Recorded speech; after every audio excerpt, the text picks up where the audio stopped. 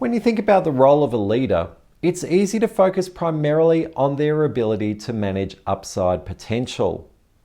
That upside potential might include providing meaning and purpose, clarifying roles and expectations, and providing development opportunities. We tend to first focus on the leader's ability to tap into the motivation of their people. Now, each of these areas are really important. However, an equally important and often overlooked part of leadership is reducing the things that get in the way of performance. That includes removing frustrations and other barriers to success for individuals and teams. Let's take IT as an example. As I work with a broad range of organisations, it always amazes me the variety of IT setups people end up using, ranging from cutting edge through to museum grade antiques. Even when things look brilliant to me as an outsider, few people rave about their IT systems. Instead, I've heard plenty of complaints about long boot up times, tricky remote login processes, slow response times, clunky data entry, and systems that don't speak to one another. As the technology we use at home continues to leap forward, people have increasingly high expectations of the technology that they interact with at work. And if the technology gets in the way of delivering work, it quickly impacts on job satisfaction. In fact, a recently released study shows that workplace IT satisfaction accounts for 38% of the variance in job satisfaction. If IT is getting in the way for your people, there's a high chance that it's impacting the way they experience their job and the organisation.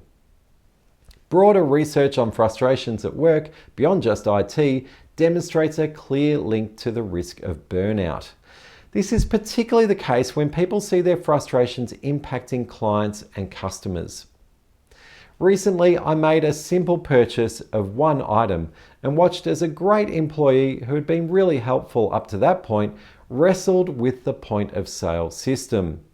While they remained professional, the frustration for them was real. What should have taken less than a minute stretched on for several minutes as more customers joined the queue. It's easy to see how working with that system day after day would impact an otherwise motivated and engaged employee, particularly when that person cared about providing a great experience for customers. And it's not just about that employee. Research also shows a link between frustrations and negative work behaviours such as aggression towards co-workers. What frustrates the individual ripples through the rest of the organisation.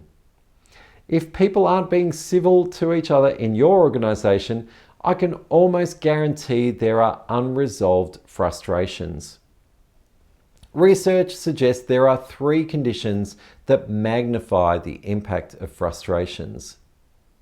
Number 1, when people don't feel heard about their frustrations and the impacts.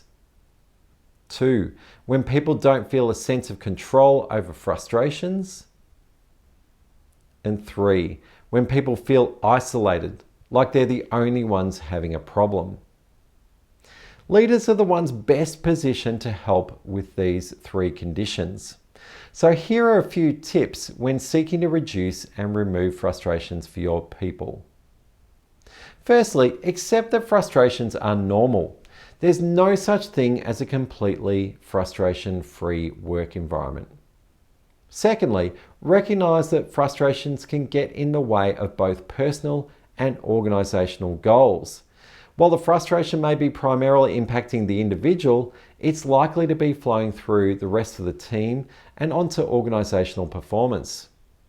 Third, all frustrations can be reduced. You may not be able to completely remove a frustration, but there are always creative ways of reducing the impact. Fourth, provide an opportunity for people to discuss frustrations and be heard. Start with your own people and simply ask them what frustrations are getting in the way of you doing your job well.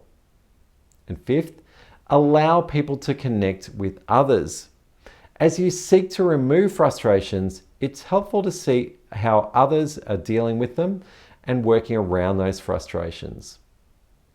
Number 6, equip people to continuously improve. Give people the authority to make changes and improvements that will reduce frustrations for themselves and their customers. So this week, work with your people to identify and remove frustrations. It will make a huge difference to their satisfaction and productivity. Have a great week.